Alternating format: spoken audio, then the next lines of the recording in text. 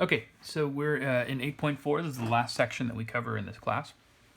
And what we're talking about are matrices for general linear transformations. So as I said towards the beginning of this chapter in the videos that I recorded for those, every linear transformation from any vector space V to any vector space W can be viewed as a matrix transformation. So it basically allows us to reduce any question about linear transformations down to that one type of linear transformation, matrix transformations, which gives us a lot of insight into why we've been studying matrices this whole time. So let's get into this before we start kind of elaborating on that. We're going to let T be any linear transformation from V to W, and we're going to have ordered bases. It just says bases, but these are specifically ordered bases. B is going to be a basis for V, and notice there's n vectors here, so V is going to be an n-dimensional vector space. B prime has m vectors, so that makes W an m-dimensional vector space. The dimension's not necessarily equal, but we need to pay attention to what these bases are. What I'm going to do is just select any vector in V, call it U, and then represent it as a linear combination of these basis vectors in B. So I'm going to call that C1U1 plus C2U2 and so on. Now, if I plug U into my linear transformation, then using the linearity of T, as we've shown in previous sections, I can express that this way. So T of U is going to be a linear combination of the basis vectors for V plugged into my linear transformation T, and the scalars that are used in this linear transformation are the same scalars that are used here. So we've talked about this already. We don't need to elaborate on that much more. But here's what's important. Each of these T of U1, T of U2, each of these vectors in this linear combination are the images of the basis vectors in B. And because they're images, that means that they live in W. So every one of these T of U1, T of U2, and so on can be expressed as linear combinations of the basis vectors in B prime. Okay, so I'm going to do that here. T of U1, it's a vector in W. So that means I can express it as a linear combination of these vectors, V1 through Vm. And I'm going to call that linear combination this, A11 V1 plus A21 V2 plus so on and so forth. Then I do something similar for T of U2, T of U, and everything in between. All n of these are going to be expressed as linear combinations of those V's, those vectors in my basis B prime. Now, and we've done stuff like this in the past. What I'm going to do is take these and substitute them in for the TU1, TU2, all of this up here.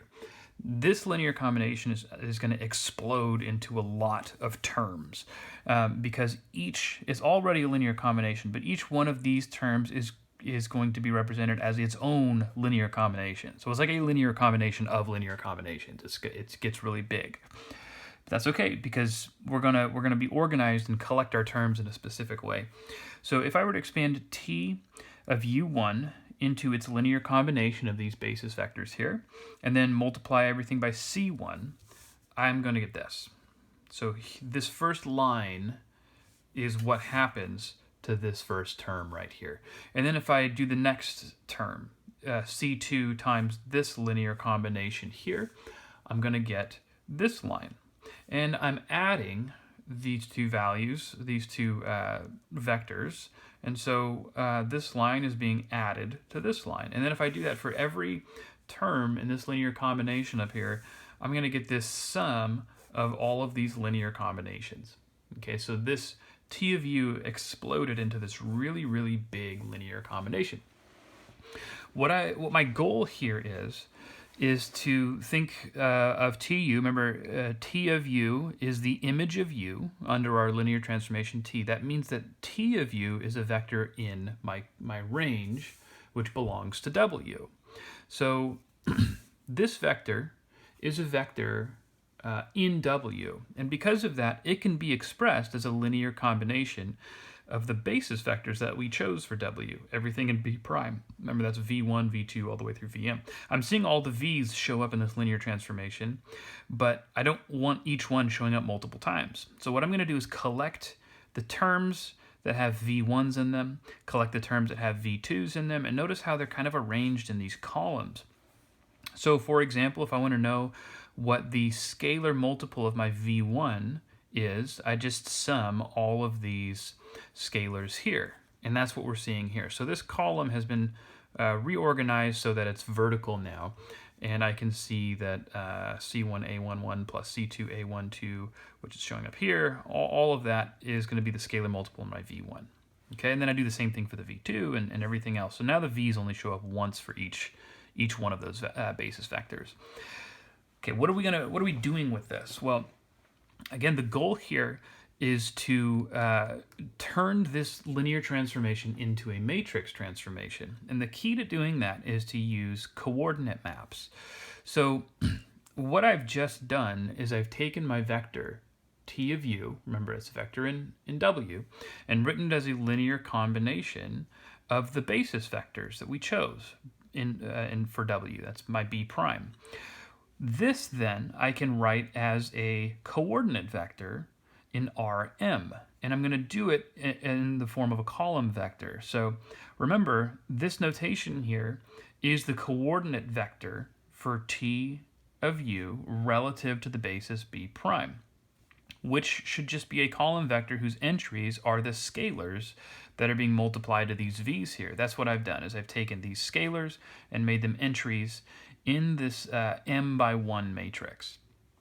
All right. However, if you look at the form of this matrix, I can see that it looks like the result of a product of two matrices.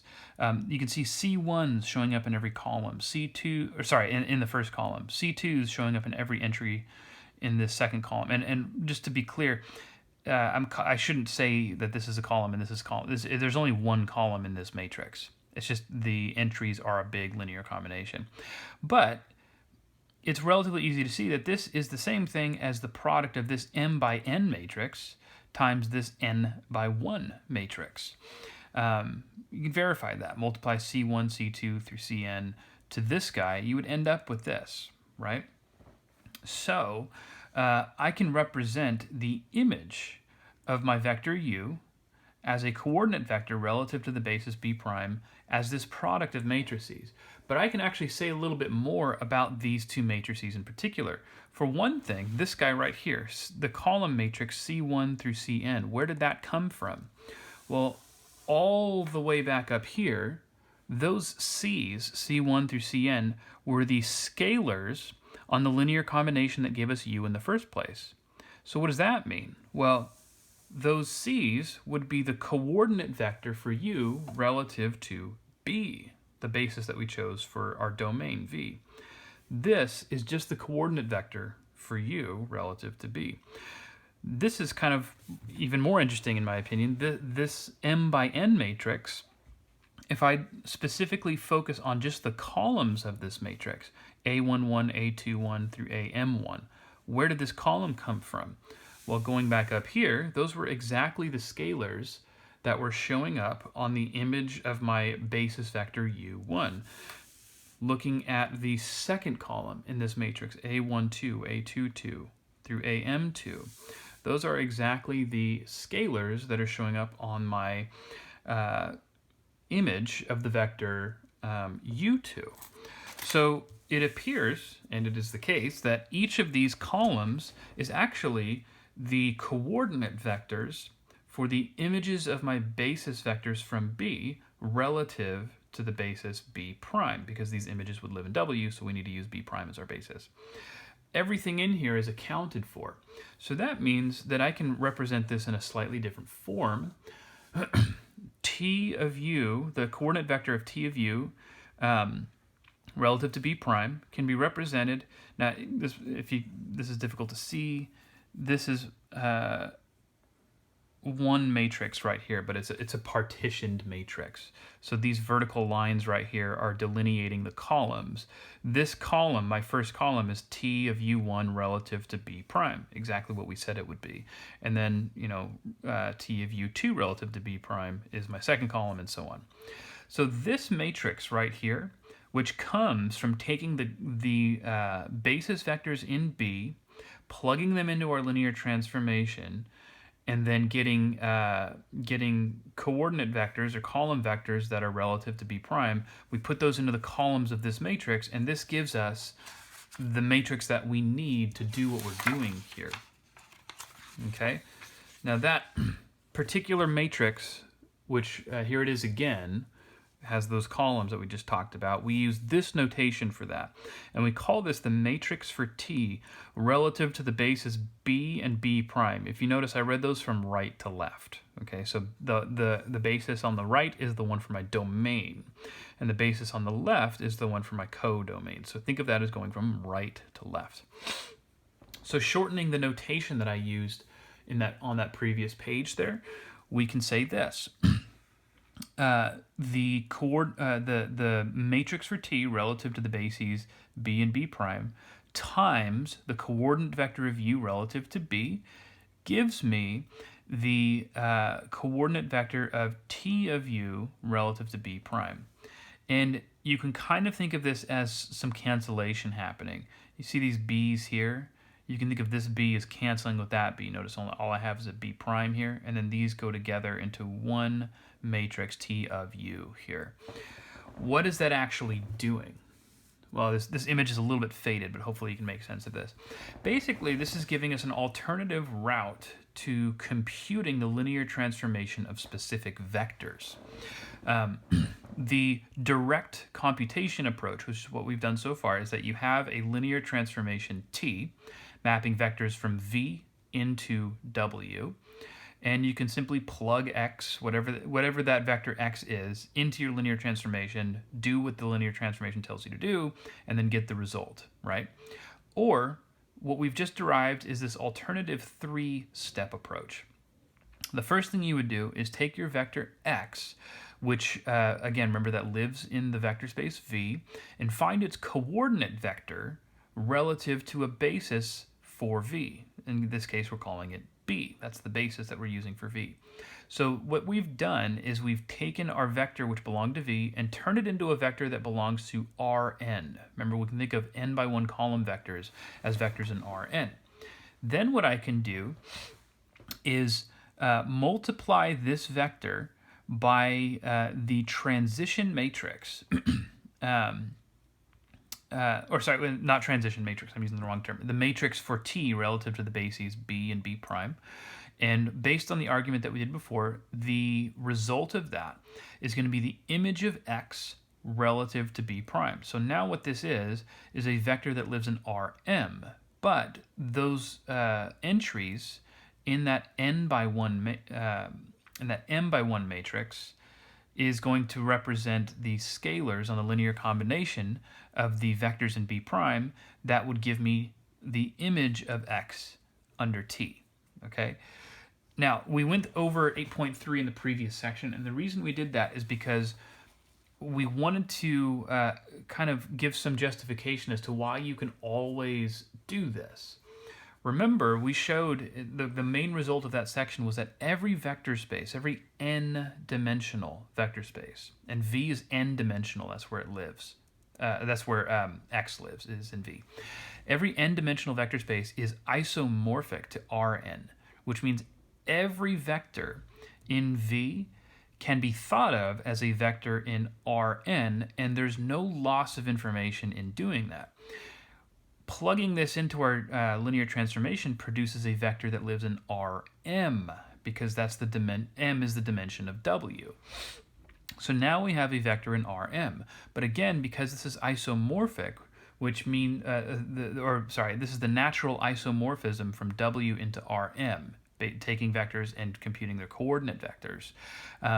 Isomorphisms are one-to-one, so they have inverse transformations, which can take you back to the original vector space, in this case W. So this vector in Rm can be converted back into a vector in W, giving us the result that we would have gotten from using direct computation.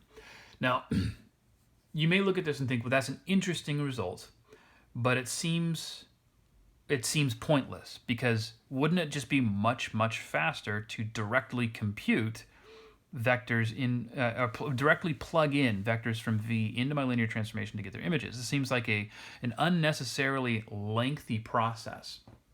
And in truth, if the whole purpose of working with linear transformation is just to plug a vector in and get an output, then sure, that may seem pointless. But you have to remember that even though in this introductory class we're doing a lot of work by hand, in practice, nobody does that. Nobody's working with this stuff by hand in most of the applications of this material. Algorithms are written to do this work, and matrices are easy to write algorithms for. If you have any coding experience and you've done that kind of work before, it's not hard to write algorithms for things like matrix multiplication. And what this does is it takes the question of any type of linear transformation, which can come in so many different varieties, there's so many different types of these things, and always just reduce it to a question of matrix multiplication. Not only that, this serves a lot of useful theoretical purposes, because by taking any question of linear transformations and reducing it to a question of matrix multiplication, which is what a matrix transformation is, it's just matrix multiplication, it allows us to use literally every theorem that we've come up with concerning matrices and apply them in some way to linear transformations. In addition to that, the matrices that we end up getting here, these matrices for bases relative to B and B prime, we've seen that matrices come in a lot of different varieties. We have upper triangular, lower triangular, diagonal, symmetric, orthogonal. If we allow complex numbers to be entries in matrices, if this were like a second course in linear algebra, we'd be talking about Hermitian matrices, normal, unitary. There's a whole slew of different types of matrices. And based on this section, what we've basically said here is that every single matrix that exists corresponds to some kind of linear transformation. And matrices from those different categories have different useful properties that can be applied in better understanding what this linear transformation is really doing. So no, for computational purposes, if you're doing this by hand, this is not practical. But for theoretical and the purposes and the purpose of writing algorithms to perform these linear transformations, I can't really overstate how important this result really is. So let's run through an example here really quick. Let's suppose that we are working with the derivative transformation from P3 to P2. We've dealt with this one before. So we're talking about the linear transformation that takes polynomials in P3, maps them to P2 by taking their derivative. P of x goes to P prime. Typically in this section, it's not necessarily the case all the time, but for the work that we're going to be doing, the bases that I choose for these vector spaces are going to be the standard bases because they're the easiest ones to work with. So I'm going to let B be the standard basis for P3, 1x, x squared, x cubed, and B prime is going to be the standard basis for P2, 1x, x2. We want to do a couple of things here. I want to find the matrix for this linear transformation, and then I want to use it to compute t of this polynomial, 3x cubed minus x plus 1. And then I didn't write this, but I'm also going to verify that we get a correct answer by doing the direct computation on this. So what does this entail? What do we need to do? To find this matrix, remember this matrix is the result of taking each vector from the basis for our domain. So that's this one, the vectors in B. And I need to plug them directly in to my linear transformation here to produce coordinate vectors. Those end up being the columns of this guy. So, for example, I want to evaluate t of 1, t of x squared, t of x cubed. These are the basis vectors that I want to be working with. Okay, well, remember, the linear transformation t takes the derivative of the polynomial I'm plugging into it. So the derivative of this is 0. This would be 1. This would be 2x. This would be 3x squared. Okay? Now the next thing I need to do, it's not enough to just compute these. Remember, what I actually need are these guys. I want the coordinate vectors relative to b prime. In this case, b prime, again, is the basis for my codomain P2. I need coordinate vectors for these relative to b prime. So that means I first need to represent each one of these as a linear combination of these three basis vectors. Well, 0 is equal to 0 times 1 plus 0 times x plus 0 times x squared. You can see that that would be the linear combination that of these three vectors that gives me 0. Similarly, 1 can be written as 1 times 1 plus 0 times x plus 0 times x squared. 2x can be written as 0 times 1 plus 2 times x plus 0 times x squared. And 3x squared can be written as 0 times 1 plus 0 times x plus 3 times x squared. Okay? So we're going to turn each one of these into a column matrix that represents the coordinate vector of the images of these four vectors here. But before I do that, there's one other thing we're going to need as well. Remember, if I come up here, right now I'm just looking for the matrix for my transformation, but I'm also going to need a coordinate vector for u, the thing that I'm trying to plug into that linear transformation. And notice that coordinate vector, because the vector belongs to the domain, should use the basis for that domain. So what is my coordinate vector for u? Well, u, in this case, is 3x cubed minus x plus 1. So if I let u equal 3x cubed minus x plus 1, it's easy to see that the coordinate vector of u relative to the basis b is, and this is an ordered basis, so this should be my first, second, third, and fourth entry. The scalars on the linear combination for each of these vectors should be in that order. So starting with 1 times 1 gives me 1. Negative 1 times x gives me negative x. Notice there's no x squared here, so that means that there's a 0 where the x squared's coefficient should go. And then there's a 3 on my x cubed term. So this is the coordinate vector for this polynomial relative to b. I'm going to need that in a little bit, but I'm setting that aside for now so I can get my my matrix for t. So what does my matrix for t look like? Well, let's start by getting the column vectors for each one of these. So t1 relative to b prime is going to be 0, 0, 0. I'm using the scalars here, okay? T of x relative to b prime would be 1, 0, 0. So that's what we get here, 1, 0, 0. All right. T of x squared, I can see is going to be 0, 2, 0. And finally, t of x cubed is relative to b prime. There, relative to b prime is equal to, almost ran out of space, 0, 0, 3. Okay?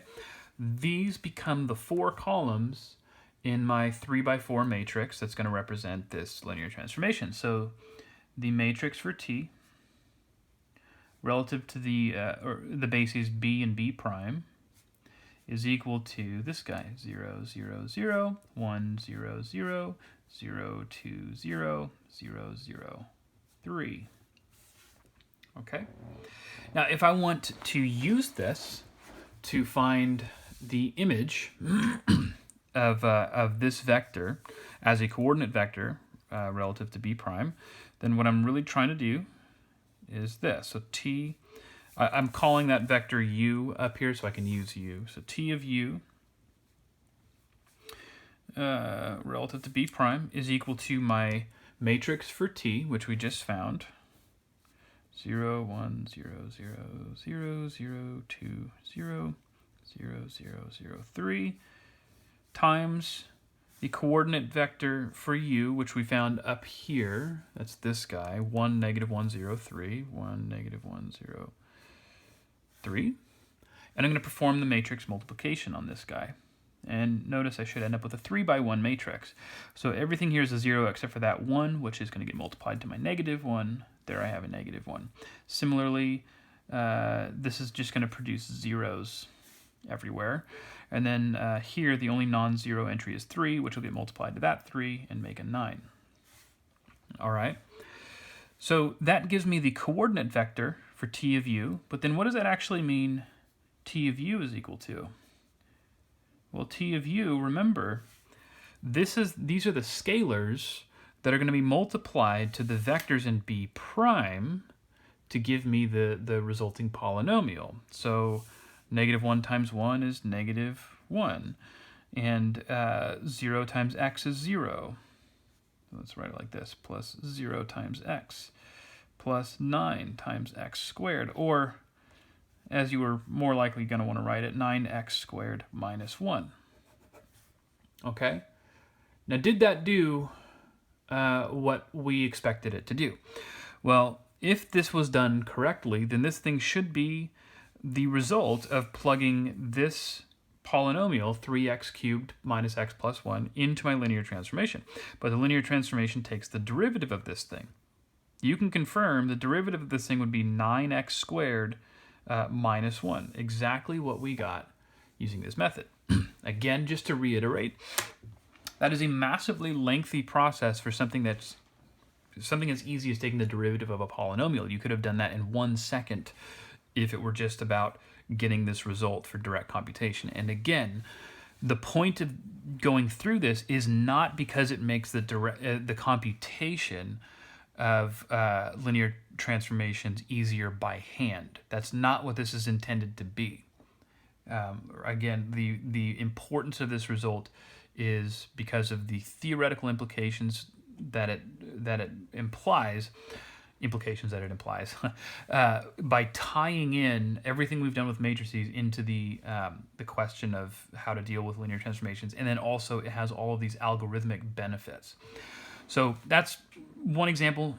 We're going to cover a couple of theorems that relate linear transformations to other things that we've done with matrices, and then that's going to be it for us.